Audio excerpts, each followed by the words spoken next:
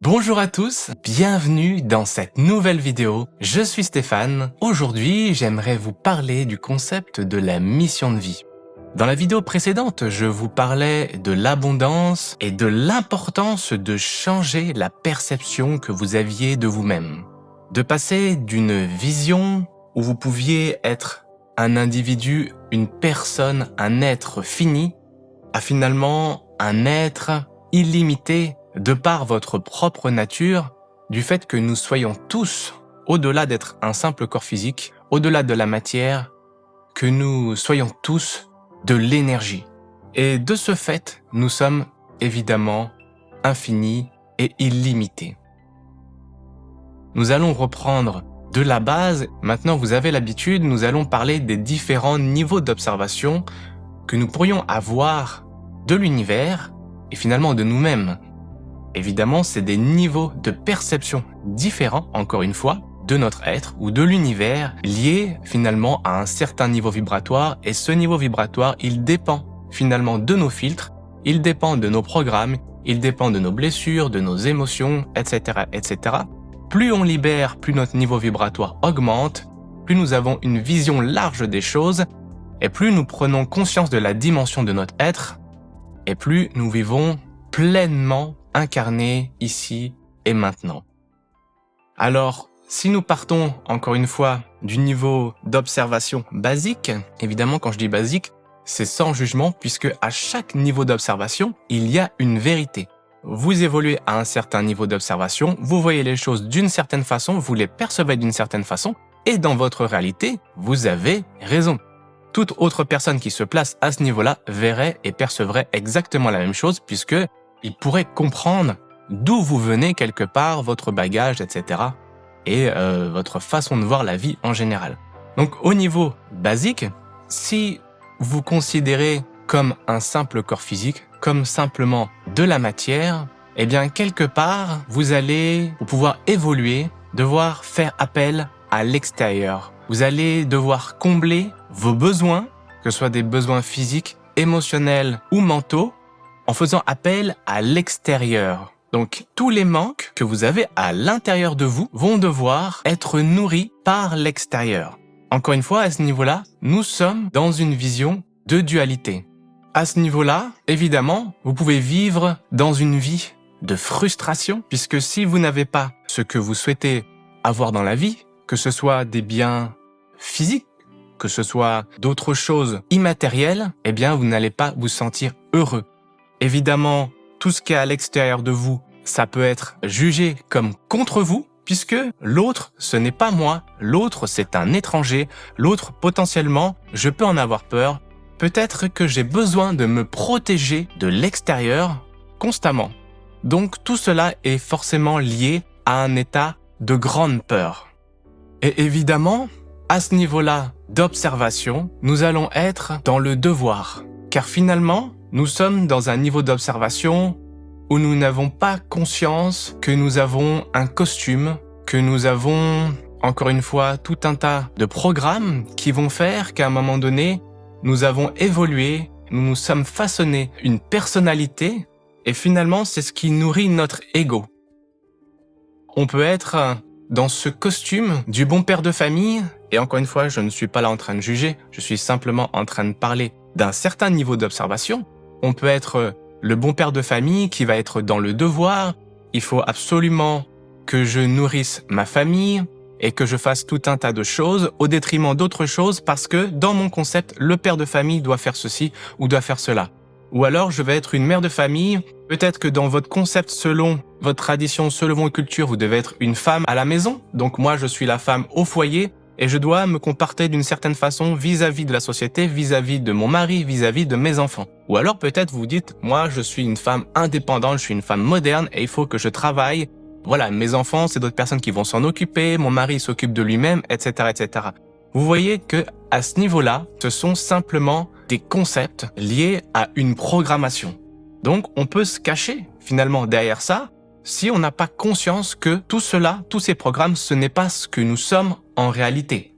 Quand nous nous identifions totalement à cet ego, nous sommes dans un état de devoir. De devoir, pourquoi ?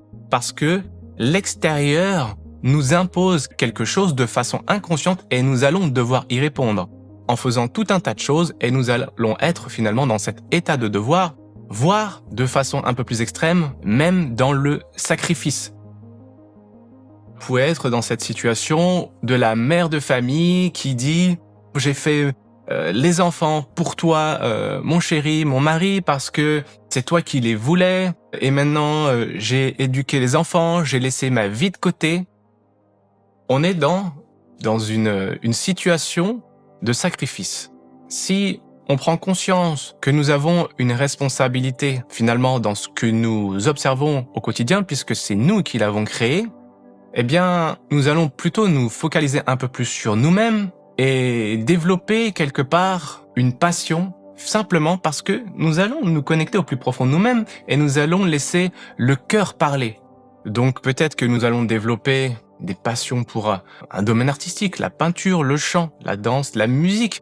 Quelque part, on va laisser le cœur un peu plus s'exprimer.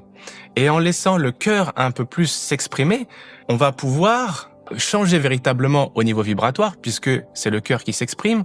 On va pouvoir constater que, en se sentant mieux, en se choisissant en premier, en prenant conscience que nous avons un impact sur le reste de notre environnement, nous allons changer notre propre environnement, notre entourage, parce que finalement, pour aider les autres, il faut d'abord s'aider soi-même.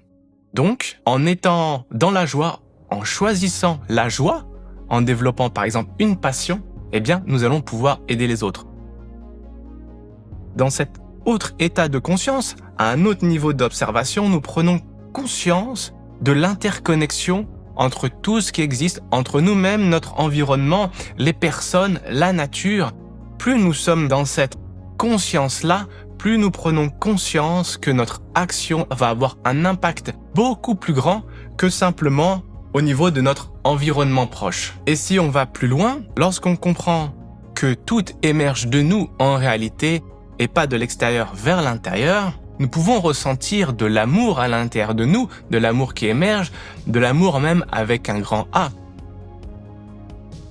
Évidemment, lorsque nous sommes dans ce ressenti, dans ces vibrations, dans cette conscience, c'est à ce moment-là que la mission de vie émerge, puisque nous sommes connectés à nos aspirations les plus profondes, les plus grandes, liées à notre âme. Et donc dans la mission de vie, peut-être que vous vous dites, eh bien, je me sens attiré par faire des soins énergétiques, alors c'est ce que je vais faire, je vais me former à cela, ou peut-être que j'ai des capacités déjà naturelles à ce niveau-là, et je vais faire des séances au quotidien, et je vais quelque part guérir les gens. Peut-être que vous allez vous former à toute autre chose, le massage, même pourquoi pas à travers la cuisine avec le cœur, en se disant qu'en faisant la cuisine, je vais avec le cœur et en la faisant d'une certaine façon, avec des bons produits, etc. Peut-être que je vais aider ma communauté, aider un peu plus loin, aider les personnes à être dans le bien-être. Donc on est dans cette notion d'être, mais avec une conscience plus élargie, pas simplement le sacrifice. Là, on est dans une notion d'aide en prenant conscience de l'interconnexion entre tout ce qui existe. Mais quelque part, si on regarde bien, même à ce niveau-là, dans ce niveau de conscience, on est en train d'aider finalement l'autre ou l'extérieur de nous-mêmes. Finalement, on est en train d'indiquer, on est en train d'induire qu'il y a un manque à l'extérieur de nous-mêmes, il y a un besoin à combler. Mais finalement, si on regarde encore plus loin, le besoin à combler à l'extérieur n'existe pas véritablement à l'extérieur, il existe à l'intérieur de nous, évidemment, puisque tout ce que l'on voit, c'est simplement notre propre reflet. Donc, on constate aussi qu'à ce niveau-là, il y a cette notion de manque à l'intérieur de nous, si nous sommes honnêtes à ce niveau-là. Et alors, quand on comprend cela, on comprend encore une fois que c'est une question de niveau d'observation de notre être. Et plus on intègre ce que nous sommes, c'est-à-dire l'univers entier, plus on enlève les voiles et plus on se dit que si je souhaite aider quelque part le mieux possible à l'extérieur de moi-même, c'est en faisant ce travail de nettoyage sur moi-même que je pourrais voir ce changement à l'extérieur. Vous connaissez peut-être le Dr Len qui a répandu la méthode Ho'oponopono. Donc, il a été médecin, il travaillait dans une unité psychiatrique, dans un hôpital. où il y avait des malades, mais des criminels. En fait, ils avaient fait des crimes. Finalement, il avait compris les choses à un niveau de conscience très élevé. Il avait compris que tout ce qu'il voyait, en fait, dans sa vie, c'était son propre reflet. Donc, il a pris les dossiers de chaque patient qui était interné, des patients qui étaient des criminels, et il s'est dit, telle personne a commis tel crime, mais qu'est-ce qui existe en moi qui fait que je vis cette réalité avec cette personne? Donc, il s'est dit, j'ai manifesté cette situation avec cette personne pour me permettre de voir quelque chose que je ne voyais pas en moi et de me permettre finalement de le nettoyer, de le libérer. Et il a fait ça avec chaque dossier pour chaque patient et il a observé que sans avoir besoin de leur parler, ils ont pu quitter finalement cette unité de soins psychiatriques. Vous voyez que la compréhension à ce niveau-là, que le besoin que nous cherchons à combler à l'extérieur, c'est quelque chose finalement qui est lié à un manque à l'intérieur de nous. Donc même à ce niveau de mission de vie, puisqu'on entend souvent parler de cette mission de vie, eh bien c'est lié à ce manque à l'intérieur de nous. Au premier niveau, nous souhaitons avoir pour nous-mêmes, pour combler un besoin en nous. Au deuxième niveau, nous souhaitons que les autres aient. Nous souhaitons combler un besoin que les autres pourraient avoir, mais finalement on comprend que finalement c'est toujours pour combler un besoin en nous. Et à un certain niveau, on comprend que l'extérieur, c'est le reflet de notre intérieur. Tout ça est lié à des programmes que nous devons libérer, qui nourrissent notre ego. Et plus nous nous désidentifions de cet ego, plus nous faisons la paix avec notre passé, tous ces programmes que nous libérons, plus nous apercevons tout ce qui est à l'extérieur, c'est nous-mêmes. Vous êtes moi et je suis vous. Le voile se dissipe et nous ne sommes plus dans la voir, mais dans l'être. Et il n'y a plus de faire, il y a simplement le je suis. Je suis ce que je suis. Et il n'y a plus de concept.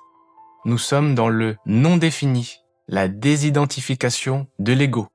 Nous sommes dans l'unité. Alors les amis, je vais vous laisser à vos réflexions, à vos interrogations peut-être, par rapport à tout ce qui a été partagé aujourd'hui. Merci d'avoir regardé cette vidéo et je vous invite à me laisser un message dans les commentaires et n'hésitez pas à transmettre cette vidéo à d'autres personnes de votre entourage qui pourraient être intéressées par ces informations. Et je vous souhaite de vivre pleinement ce que vous êtes. Amour à tous.